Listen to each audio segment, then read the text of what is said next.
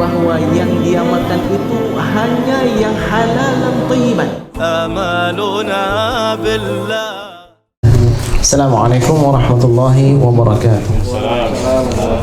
Alhamdulillahirabbil alamin. Allahumma salli wa sallim wa barik ala sayyidina wa maulana Muhammad wa ala alihi wa sahbihi ajma'in. Rabbi shrah li sadri wa yassir li amri wa hlul 'uqdatam min lisani yafqahu qawli. Amma ba'd.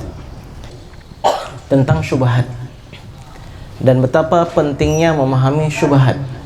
Dan syubhat itu berkaitan dengan salah satu hadis Rasulullah sallallahu alaihi wasallam, hadis Nu'man bin Bashir, al-halalu bayyinun wal haramu bayyinun wa bainahuma umurun mushtabihat. Yang halal itu jelas, yang haram itu jelas, dan di antara keduanya adalah perkara yang syubhat. Imam Al-Ghazali ketika menjelaskan hadis ini, beliau mengatakan, bagaimanapun baiknya suatu zaman, tiga perkara ini tetap ada. Bagaimanapun buruknya suatu zaman, yang tiga ini tetap ada. Zaman Rasulullah SAW yang halal ada, yang haram ada juga, yang syubhat juga ada. Pada masa akhir zaman sekarang ini, yang halal ada, yang haram ada, yang syubhat juga ada. Apa yang membedakannya? Yang membedakannya, semakin baik suatu zaman, kadar halalnya lebih banyak daripada yang haram. Buruk suatu zaman, kadar haramnya yang lebih banyak, tapi yang halal tetap ada. Ya. Jadi karena itu, tiga perkara ini selalu ada. Jadi perkataan orang yang mengatakan, wah Ustaz, nggak usah sibuk sama yang halal lah, yang haram aja susah, itu bertentangan dengan akidah dan dengan yang disabdakan oleh Rasulullah SAW. Selalu ada, ya, selalu ada. Sebagaimana bagi yang bujang-bujang ini, ya, wah wanita sudah banyak yang rusak. Tidak, bagaimanapun rusaknya suatu zaman, wanita yang salihah tetap ada. Bagaimanapun buruknya suatu zaman, bagaimanapun baiknya suatu zaman, wanita yang tidak baik juga tetap ada. Maka hati-hati, sungguh-sungguh. Kalau Rasulullah SAW bersabda, fazfar bidzatid din taribat yadak. Fazfar, cari dengan kuku.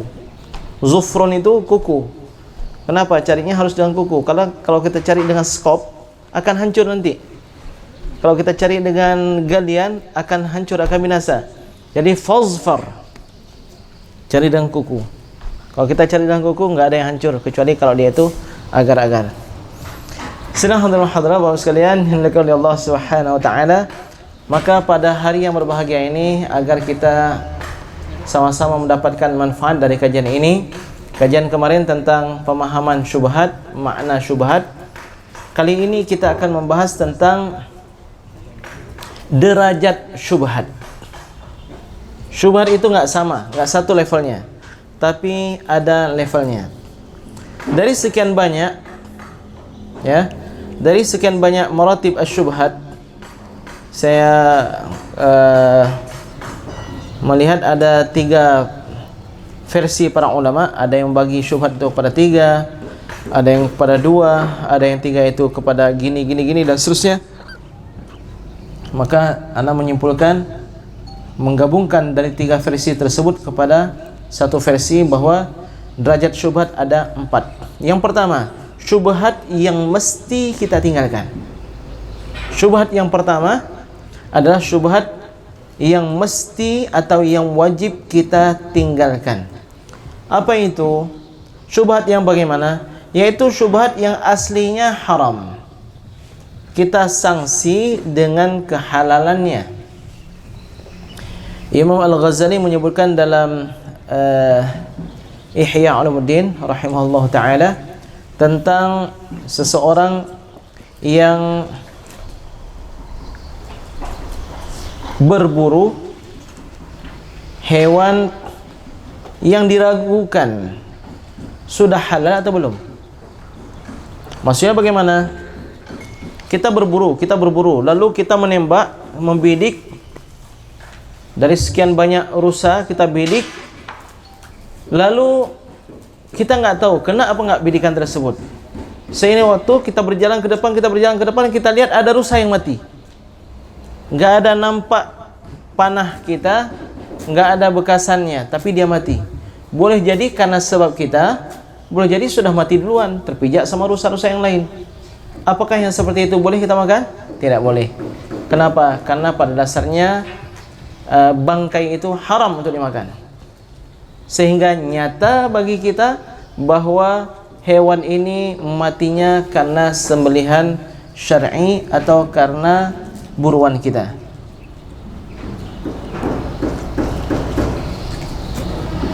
Ya, ada hadis yang diriwayatkan oleh Imam Al-Bukhari, Imam Muslim dalam sahih beliau, sahih mereka, dari Uday bin Hatim.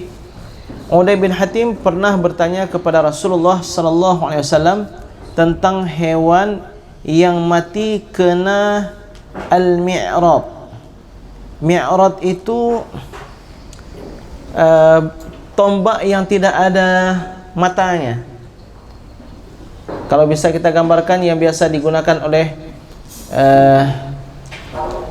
Ip Man, ya. Ip Man itu yang digunakan oleh orang-orang pendekar kungfu, ya. Tongkat apa itu, ya? Bagaimana, apa namanya Ustaz Rifan? Apa namanya itu? Ya biasa toya. Ya, toya panjang enggak? Panjang. Ini dia enggak, itu namanya enggak, ini tombak tapi enggak ada matanya. Cuman kayu. Nah, tongkat kan? Toya.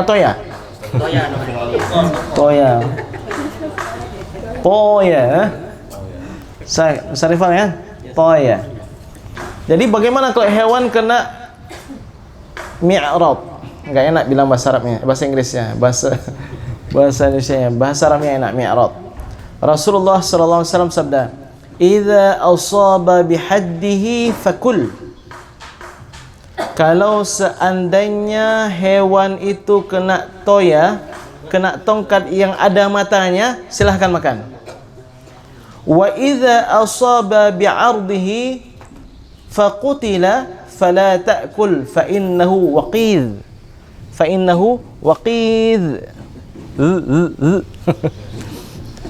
Kalau kenanya bukan dengan matanya, jangan kalian makan, karena sesungguhnya dia itu waqidh.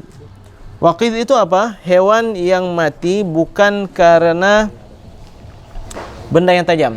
Kalau kita lihat misalnya dalam surat Al-Maidah ayat 3,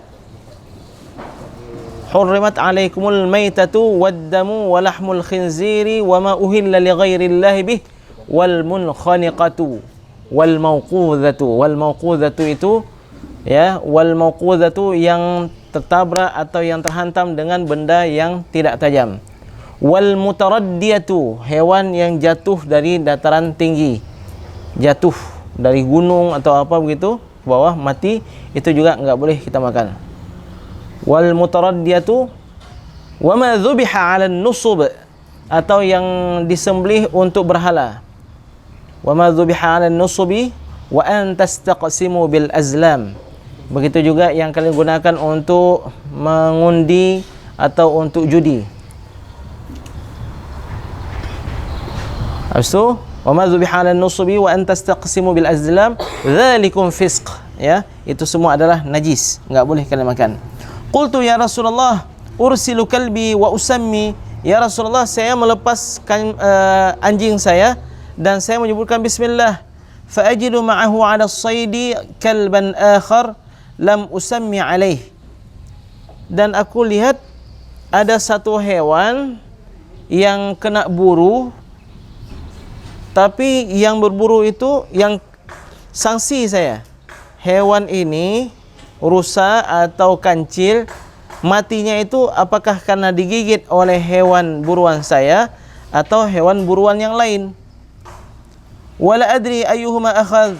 Qala la ta'kul. Innama sammaita ala kalbika wa lam tusammi ala al-akhar. Ya Rasulullah, saya punya anjing buruan. Saya gunakan untuk berburu. Lalu ketika saya lihat anjing saya mendapatkan buruannya, saya dekati, ternyata di samping anjing saya itu ada anjing yang lain. Boleh enggak saya makan buruan tersebut?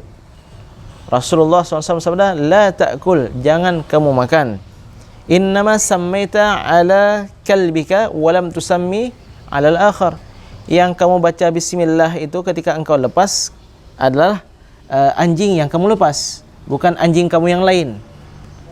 Jadi maksudnya apa? Ini kita nggak tahu ini. Boleh jadi matinya karena digigit oleh anjing buruan kita, boleh jadi digigit oleh anjing yang lain. Jadi kenapa ini diharamkan? Karena dasarnya haram, dasarnya hewan yang tidak disembelih dengan sembelihan syar'i haram. Dasarnya hewan yang dimakan oleh anjing haram, kecuali anjingnya tersebut anjing yang sudah kita didik untuk berburu, dan ketika kita melepasnya kita membaca bismillah. Jadi ini namanya syubhat yang haram. Ya, syubhat nomor 1, syubhat yang wajib kita jauhkan diri darinya. Yang kedua, ada syubhat namanya syubhat sunnat bagi kita untuk syubhat yang dasarnya boleh. Syubhat yang dasarnya boleh. Jadi syubhat ini bagaimana? Yaitu syubhat yang dasarnya kita yakini boleh, tapi kita ragu-ragu nih masih ada atau enggak. Syubhat keraguan di sini misalnya apa? Kita sudah berwudu, masuk ke dalam masjid, mau salat, ya kan? Mau salat, tiba-tiba di perut kita seperti ada yang bergerak-gerak. Ini ada keluar angin apa enggak nih ya? Ini ada keluar angin apa enggak ya?